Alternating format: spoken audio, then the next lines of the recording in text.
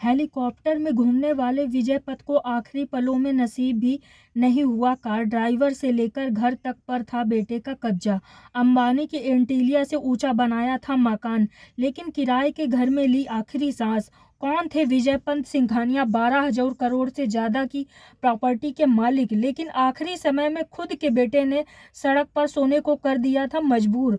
कपड़ा बेचने वाले ने घर घर तक पहुंचा दिया था ब्रांड। शादियों से लेकर सेलिब्रिटी तक की जुबान पर होता था नाम। एक सिग्नेचर से बेटे ने छीन ली थी 11,000 रुपए की प्रॉपर्टी। दुनिया को द कंप्लीट मैन बनाने वाले और रेमंड जैसे ग्लोबल साम्राज्य को खड़ा करने वाले विजय पथ सिंघानिया अब इस दुनिया में नहीं रहे, लेकिन जाते जाते इस दुनिया को बहुत बड़ी सीख दे गए। आप पूछेंगे कैसे? उनकी पूरी लाइफ और उनकी पूरी सक्सेस जर्नी को देखने के बाद आप भी कहेंगे सचमुच समय बड़ा बलवान होता है।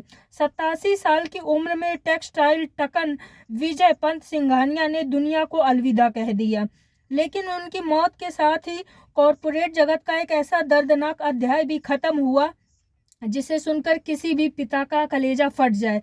जिस इंसान ने 12,000 करोड़ का साम्राज्य खड़ा किया और मुंबई में सबसे आलीशान इमारतों में से एक जेके हाउस बनाया जो एंटीलिया से भी ऊंचा था, उसे अपनी ही जिंदगी के आखिरी पल एक किराए के मकान में काटने पड़े।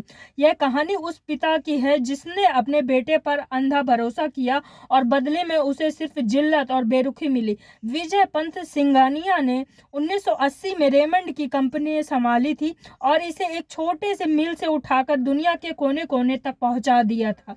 उन्होंने सिर्फ कपड़े ही नहीं बेचे, उन्होंने एक ब्रांड बनाया जिसने भारत के टेक्सटाइल उद्योग को नई पहचान दी। रेमंड मतलब भरोसे का दूसरा नाम। उनके नेतृत्व में रेमंड ने सिंथेटिक कपड़ों से लेकर इंजीनियरिंग और रियल एस्टेट तक में झंडे गाड़े। विजय पंत सिंघानिया की गिनती कभी देश के टॉप रईसों में होती थी और वह मुंबई के मालाबार हिल स्थित 37 मंजिला जेके हाउस में रहते थे। आपको जानकर हैरानी होगी कि यह जेके हाउस मुकेश अंबानी के एंटीलिया से भी ऊंची बिल्डिंग मानी जाती थी। एक जमाने में विजय पंत सिंघानिया की नेटवर्थ 12,000 करोड़ रुपए हुआ करती थी, लेकिन साल 2015 में उनकी जिंदगी में ऐसा मोड़ आया जिसने उनकी तकदीर पूरी तरह पलट कर रख दी।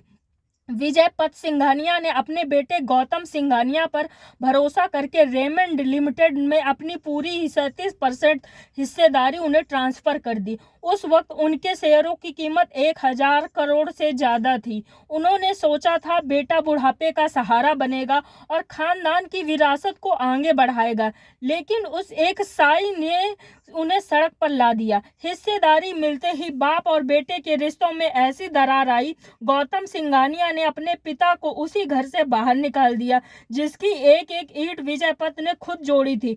सिर्फ घर ही नहीं छीना, उनसे कार, ड्राइवर जैसी बुनियादी सुविधाएं तक छीन ली गईं।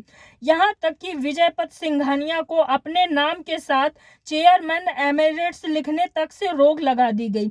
एक अरबपति बाप अपनी पत्नी के साथ मालाबार हल्के के उस महल को छोड़कर किराए के मकान में रहने को मजबूर हो गया। विजय पथ सिंघानिया ने खुद को एक इंटरव्यू में कभी अपना दर्द बयां करते हुए कहा था, उनका बेटा उन्हें सड़क पर देखकर खुश होता है। उन्होंने इसे अपनी जिंदगी की सबसे भयंकर भूल बताई थी और उन्होंने अपना सब कुछ